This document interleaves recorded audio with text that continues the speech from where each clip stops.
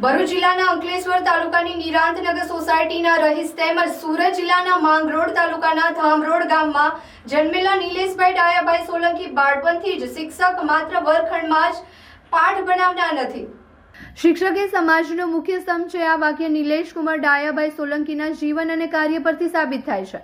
હાંસોડ તાલુકાની પ્રાથમિક શાળા સાહોલમાં આચાર્ય તરીકે ફરજ બજાવતા નિલેશભાઈ સોલંકી વિસ્તારના શિક્ષણને પોતાના જીવનનું ધ્યેય બનાવ્યું હતું. શિક્ષણ માત્ર કારકિર્દી માટે જ નહીં પરંતુ સમાજના બદલાવ માટેનું સૌથી શક્તિશાળી હથિયાર છે. આ વિચાર સાથે તેમણે શિક્ષક તરીકે જીવન પ્રવાસ શરૂ કર્યો હતો.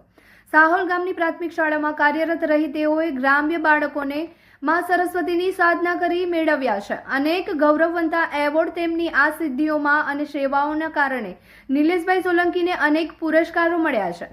ગુજરાત શૈક્ષણિક ટેકનોલોજી ભવન અમદાવાદ દ્વારા આયોજિત શૈક્ષણિક કાર્યક્રમના પ્રચાર પ્રસાર અને હેતુ સિદ્ધિ માટે વિદ્યાવાહક એવોર્ડ અને પર્યાવરણ સંરક્ષણ માટે શ્રેષ્ઠ કાર્ય બદલ એનાયત પર્યાવરણ સંરક્ષણ એવોર્ડ આપવામાં આવેલ છે.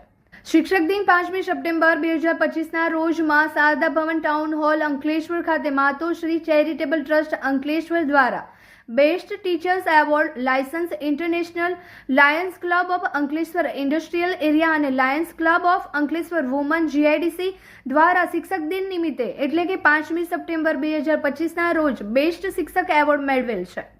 સાથે શિક્ષક તાલીમ માટેના અનેક સન્માનના આ એવોર્ડ માત્ર વ્યક્તિગત સિદ્ધિ નથી પરંતુ શિક્ષણ ક્ષેત્રમાં થયેલી તેમની તપસ્યાની માન્યતા છે. પ્રાથમિક ઈચ્છાશક્તિ, પરિશ્રમ અને શિક્ષક હોવા છતાં નિલેશભાઈ સોલંકી સંકલ્પથી પોતાની દ્રષ્ટિને કદી મર્યાદિત સ્તરે રાખી નથી. શિક્ષણ ક્ષેત્રમાં તેઓ અનોખું સ્થાન મેળવી શકે છે અને આ માન્યતા દર્શાવે છે કે એક ગ્રામ્ય શિક્ષક પોતાની કાબિલિયતથી શિક્ષણ ક્ષેત્રે પ્રકાશ ફેલાવી શકે છે.